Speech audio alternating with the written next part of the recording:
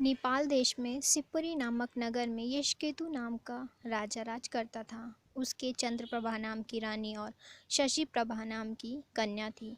जब राजकुमारी बड़ी हुई तो एक दिन बसंत उत्सव को देखने बाग में गई। वहाँ एक ब्राह्मण का लड़का आया हुआ था। दोनों ने एक दूसरे को देखा और प्रेम करने लगे। इसी बीच एक पागल हाथी वहाँ दौड़ता हुआ आया। ब्राह्मण का लड़का राजकुमारी को उठाकर दूर ले गया और हाथी से बचा लिया। शशि प्रभा महल में तो चली गई, किंतु ब्राह्मण के लड़के पर मुग्ध हो चुकी थी। उधर ब्राह्मण का लड़का भी शशि प्रभा पर मोहित हो चुका था। वह एक दिन सिद्ध गुरु के पास गया और अपनी इच्छा बताई। तब उस सिद्ध गुरु ने एक योग्य गुटिका अपने मुंह में रखकर स्वयं ब्राह्मण का रूप बना लिया और एक गुटिका ब्राह्मण के लड़के के मुंह में रखकर उसे सुंदर लड़की बना दिया। राजा के पास जाकर कहा, मेरा एक ही बेटा है, उसके लिए मैं इस लड़की को लाया था, परंतु लड़का न जाने कहाँ चला गया। आज इसे यहाँ रख लें आप, मैं लड़के को ढूंढने जाता हूँ। जब वह मिल जाने पर इसे ले जाऊँगा। ब्राह्मण के वेश में आए सिद्ध गुरु वहाँ से चला गया और लड़की के वेश में ब्राह्मण के लड़के को राजकुमारी के पास रहने के लिए छोड़ गया। धीरे धीरे दोनों में बड़ा प्रेम हो गया। एक दिन राजकुमारी ने कहा, मेरा दिल बड़ा दुखी रहता है। एक ब्राह्मण के लड़के ने मुझे पागल हाथी से बचाया, मेरे प्राण बचाए, मेरा मन उसी में रमा है। इतना सुनकर उसने गुटिका मुंह से निकाल ली और ब्राह्मण कुमार बन गया। राजकुमारी उसे देखकर बहुत प्रसन्न हुई।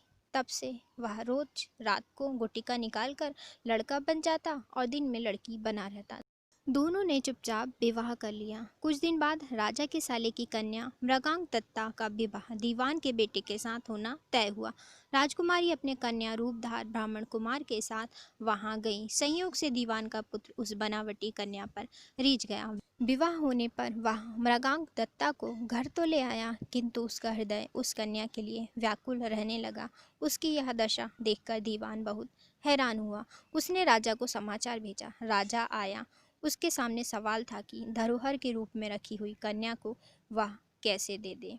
दूसरी ओर यह मुश्किल थी कि अगर यदि वह ना दे तो दीवान का लड़का मर जाएगा। बहुत सोच विचार के बाद राजा ने दोनों का विवाह करवा दिया।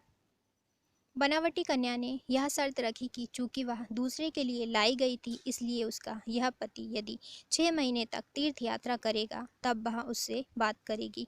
दीवान के लड़के ने इस शर्त को मान लिया। विवाह के बाद वह उसे मृगांक दत्ता के पास छोड़ तीर्थ यात्रा के लिए चला गया। उसके जाने पर दोनों आनंद से रहने लगे। ब्राह्मण कुमार रात में आदमी बन जाता और दिन में कन्या बना रहता। जब 6 महीने बीतने को आए तो वह एक दिन मृगांक दत्ता को लेकर भाग गया। उधर सिद्ध गुरु एक दिन अपने मित्र सुकुमार को युवा पुत्र बनाकर राजा के पास लाया और उस कन्या को मांगने लगा। शाप के डर के मारे राजा ने कहा, वह कन्या तो जाने कहाँ चली गई, आप मेरी कन्या से इसका विवाह करा दें। वह राजी हो गया और राजकुमारी का विवाह सुकुमार के साथ करा दिया गया। घर आने पर ब्राह्मण कुमार ने कहा, यह राजकुमारी मेरी स्त्री है, मैंने इससे गंधर्व रीति से विवाह किया है। सुकुमार ने कहा, यह मेरी स्त्री है क्योंकि मैंने सबके सामने विधि पूर्वक इससे ब्याह किया है। इतना कहकर बेताल ने पूछा, राजन बताओ, शशि दोनों में से किसकी पत्नी है? तब राजा ने कहा, मेरी राय में वह शशि सुकुमार की पत्नी है, क्योंकि राजा ने सबके सामने विधि पूर्वक उसका विवाह उससे किया था।